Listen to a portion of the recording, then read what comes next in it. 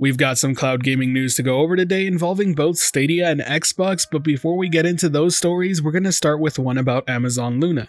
And that's because a new game has just been added to the Luna Plus channel titled Grow Song of the Evertree. As the title suggests, you'll be growing your own worlds and nurturing a deep natural connection with everything they hold, and you'll see your actions change the world for the better. And your main goal is to bring the Evertree back to life in this world-crafting sandbox life management and adventure game. The title itself is actually sitting at a very positive review on Steam, so if you enjoy games like Stardew Valley or Animal Crossing, this might be right up your alley. It's always great to see more games being added to the Luna Plus channel, but it'll be very interesting to keep track of just how many games and how frequently they get added to the Luna Plus channel now that they're running a variety of channels at once. Anyways, it's time we move on to the next bit of news involving Stadia and Capcom.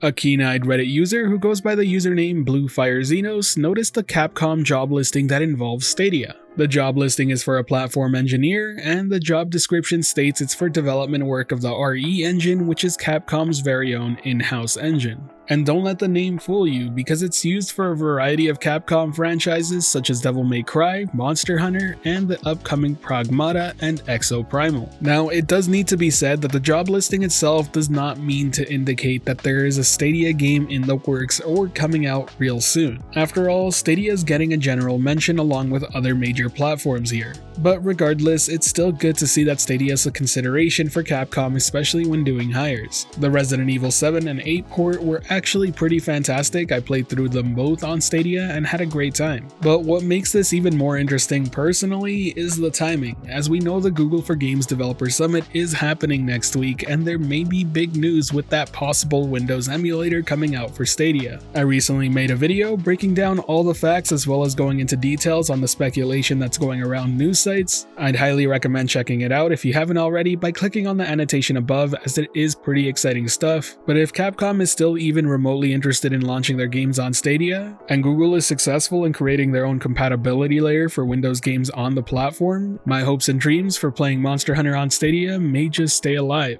But that's enough of that. Let's move on to the last cloud gaming news story of the day, revolving around some rumor and speculation surrounding Xbox. Recently, a new piece of Xbox hardware has been spotted on Twitter through a codename entry. Its name is Xbox Keystone. As of right now, nobody knows exactly what it is, but if I had to put some money down on it, I would bet that it's for an Xbox streaming stick or media hub. We've already known for quite some time that Xbox has had interest in making their own streaming stick for Xbox game streaming.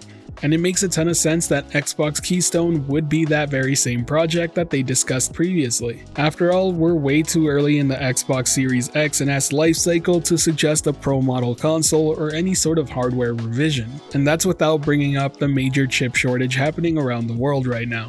Also worth pointing out here is that there are multiple rumors going around that the Xbox Cloud Gaming app will soon arrive to multiple smart TV manufacturers' TV sets. And when you put those two facts together, it just makes a ton of sense that Xbox would want to introduce a streaming dongle for those whose TVs are incompatible. Personally speaking, I kind of hope they actually go the extra mile and make some sort of media hub-like device like Nvidia has with the Shield TV. And that's because I really want them to introduce some sort of 4K upscaling. As of right now, Xbox game streaming is still limited to 1080p, and real talk, I don't see them actually increasing it from that anytime soon. And I just feel like if they were to do such a thing, they would have to increase the price of Xbox Game Pass Ultimate or introduce a cloud-only subscription, which I doubt they want to do. A media hub-like device with built-in AI upscaling would be a pretty good answer for those who strictly want to play on the cloud. But let me know what you think. Do you think this would be a good idea or a bad idea? Would you be interested in picking up just a dongle, or would you want a media hub device with built-in AI upscaling? More so, what would you be willing to pay for it? Let me know down below, as I'm curious to read your thoughts. And with that, we'll wrap up this video. If you enjoyed it at all or found it helpful, be sure to hit that like button, as it really does help the channel out. And if you're wanting more content like this, be sure to subscribe and hit that notification bell as well.